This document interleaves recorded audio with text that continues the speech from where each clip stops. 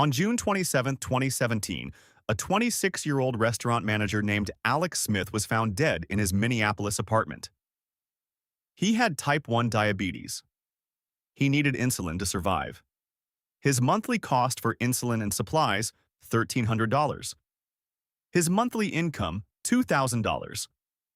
27 days earlier, he had aged off his mother's health insurance. He couldn't afford the insulin without it, so he rationed. And he died. 2 months before Alec died, a comic book writer named Shane Boyle started a GoFundMe campaign. He needed to raise enough money for 1 month of insulin. He fell $50 short of his goal. He died of diabetic ketoacidosis. $50. This is not a rare tragedy.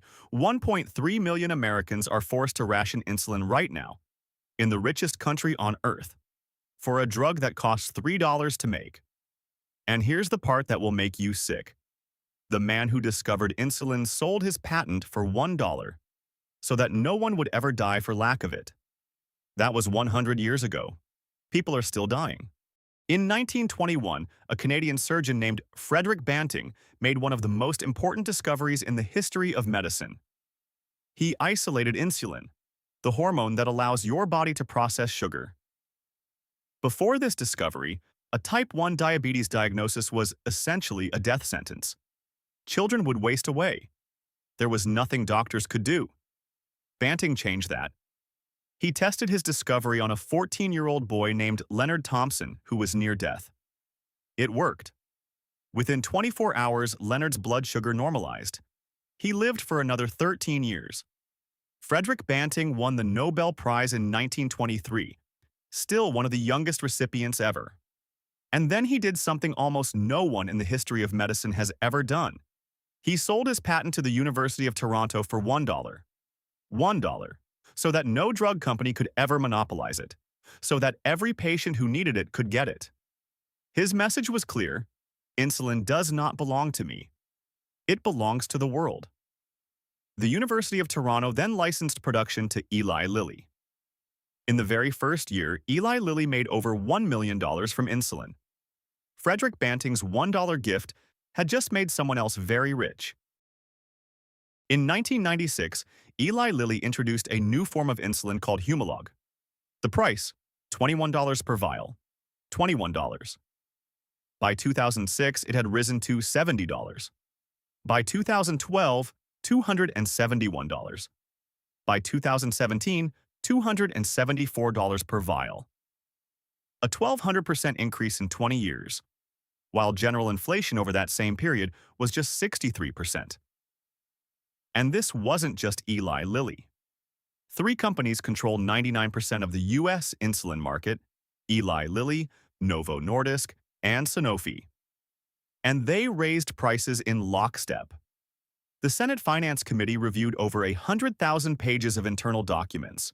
What they found was extraordinary. On October 1, 2017, Sanofi increased its insulin price by 3%. Roughly 3 weeks later, Novo Nordisk recommended its own price increase, directly in response to Sanofi's move. The companies were monitoring each other's prices and moving together to maintain a high price floor. Economists call this shadow pricing. Regulators call it anti-competitive.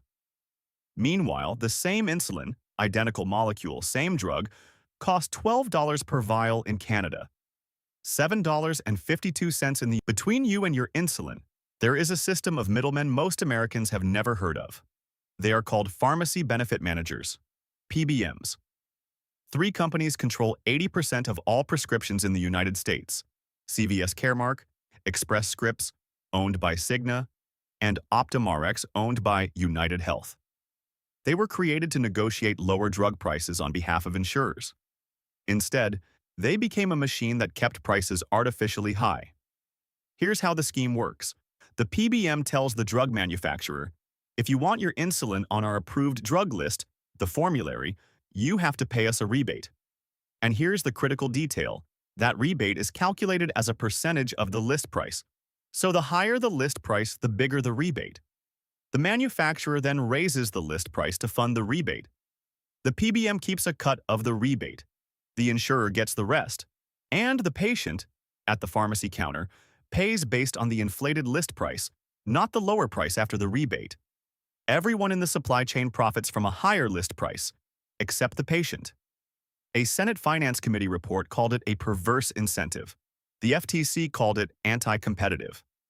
And in September 2024, the Federal Trade Commission did something it had never done before.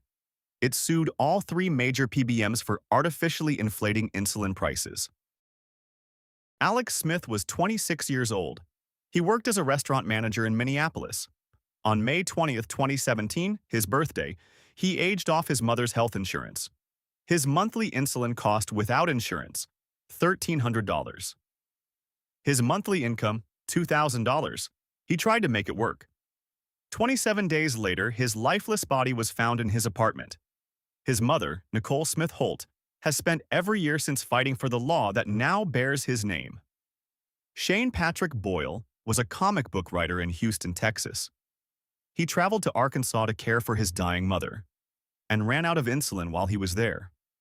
He started a GoFundMe campaign to raise enough money for 1 month of insulin. He was $50 short of his goal when he died of diabetic ketoacidosis. Senator Bernie Sanders read his story on the Senate floor. Meaghan Carter was 47 years old, living in Ohio. She had managed type 1 diabetes for 18 years. When she lost her job in insurance, insulin cost more than $800 a month. She switched to cheaper Walmart insulin, less predictable, harder to manage.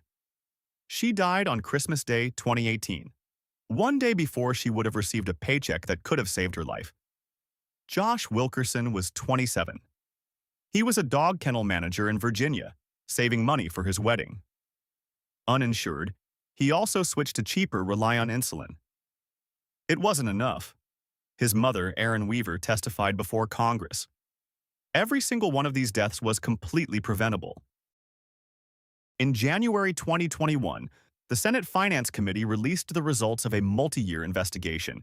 They had reviewed over 100,000 pages of internal documents from Eli Lilly, Novo Nordisk, and Sanofi.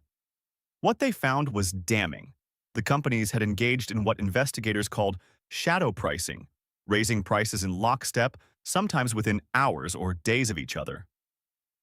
On October 1st, 2017, Sanofi raised its insulin prices. Within 3 weeks, Novo Nordisk recommended its own matching increase. Internal documents showed it was done explicitly in response to Sanofi's move. This kept the price floor artificially high across the entire market. And it wasn't just the manufacturers.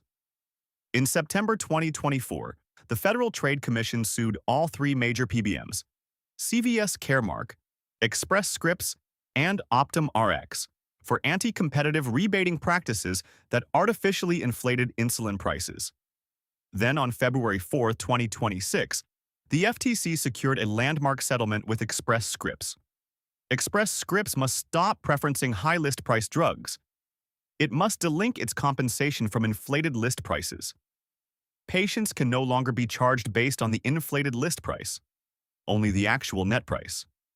The expected impact, up to $7 billion in savings for patients over 10 years.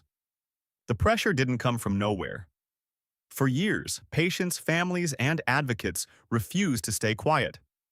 In 2019, Americans organized caravans, convoys of cars driving across the Canadian border, to buy insulin at 10 times the American price. Some caravans drove to London, Ontario, the birthplace of insulin, as both a practical solution and a form of protest. In 2022, public outrage finally forced change at the federal level. The Inflation Reduction Act capped insulin co-pays at $35 per month, but only for Medicare patients. Senate Republicans blocked the provision for privately insured patients. The vote: 57 in favor, 43 against. 3 votes short of the 60 needed. But the states moved faster. 13 states now have insulin copay cap laws. Minnesota passed Alec's Law, named for Alec Smith, which gives emergency 30-day insulin supplies to anyone who can't afford it. In 2023, public pressure finally worked on the manufacturers themselves. Eli Lilly cut prices by 70%, Novo Nordisk by 75%, Sanofi by 78%. A drug that had risen 1,200% was cut nearly overnight. Because when enough people demand accountability, even the most powerful corporations blink. What can you do? Check if your state has an insulin affordability program. If you or someone Frederick Banting sold his insulin patent for $1. He believed that no one should ever be denied insulin because they couldn't afford it. He died in a plane crash in 1941. He never saw what happened to his gift. A drug that costs $3 to manufacture was systematically repriced to $300. Three companies colluded in lockstep. A shadow system of middlemen built a machine that rewarded higher prices. 8.4 million Americans depend on insulin to survive. 1.3 million are rationing it. And 4 people, Alec Smith, Shane Boyle, Meaghan Carter, Josh Wilkerson, are dead because of it. The FTC settlements of 2026 are the most significant structural change to the insulin market in decades. But they only came after years of deaths, protests, caravans, and congressional investigations. And the settlement for Optum Rx, the third PBM controlling 23% of all prescriptions, still hasn't happened. The machine is being dismantled, but it's not dismantled yet. The question is whether we remember the names of the people who paid the price for us to get here. Alec Smith, Shane Boyle, Meaghan Carter, Josh Wilkerson. Frederick Banting sold his patent for $1 so they would never have to. We owe them more than that. If this story made you angry, good. Share it with someone who takes insulin. Share it with someone who doesn't, because this affects all of us. If you or someone you know is rationing insulin right now, go to needymeds.org or contact the manufacturer's patient assistance program directly. Links are in the description. And if you want to understand the next system that's quietly extracting money from Americans who have no choice, subscribe. We cover the stories that most people never hear. The next one is coming.